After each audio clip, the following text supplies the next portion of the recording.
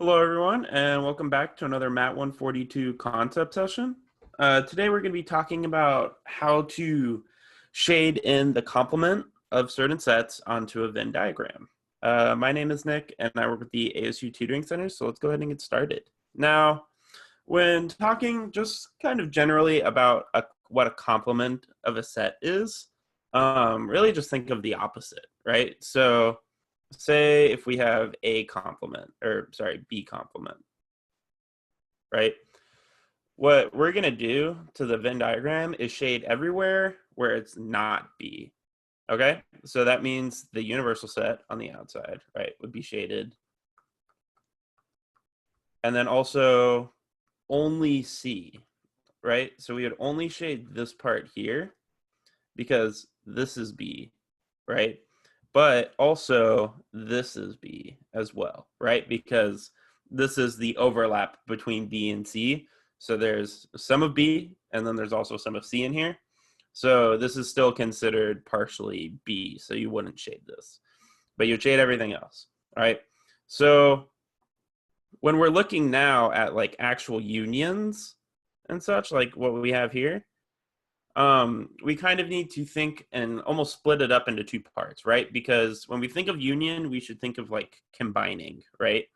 So what we have here for the first problem is we have just generally B. So that means that we are definitely going to be shading in all of B, right? Which is not only this, but remember also this, the inside here, the overlap. So that's what B is, right? So we have the left side done. So now what we need to think about is what is everything else that we need to shade that makes up C complement, right? Which is everything but C, right? Which means what we're going to want to do is shade in the outside here as well.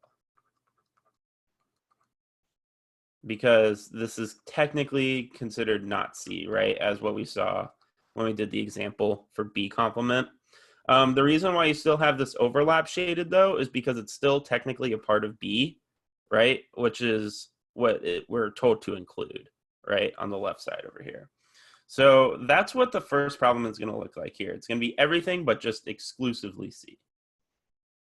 Now, when we look at the next part, we have B complement and C complement. So with this, what we need to think about is, and really, I mean, it's just helpful to break it down, right? Usually what I like to do is, especially when you have union instead of intersect, what you can do is just break it down into two parts. So like the left side and then the right side, and then just shade both sides. And then just make sure, I mean, you can shade over the overlap if you want, but as long as it's all shaded, it's all good. So what we'll do is just do that. So we'll just focus first on the left side, right? So we'll just shade in everything that makes up B complement, right? So that is everything not B, which is C. And then also this universal set.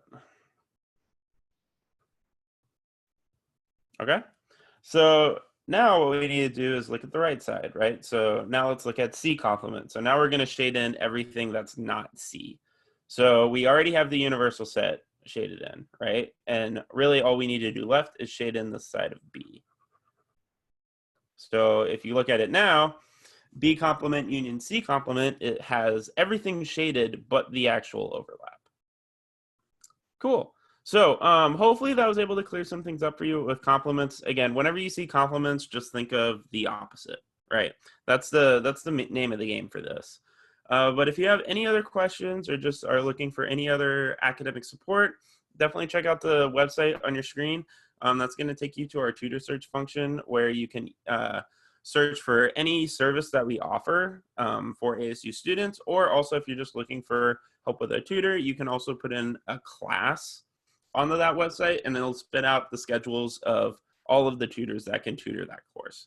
But other than that, that's all I have for you. So I hope you have a great rest of your day and good luck in your course.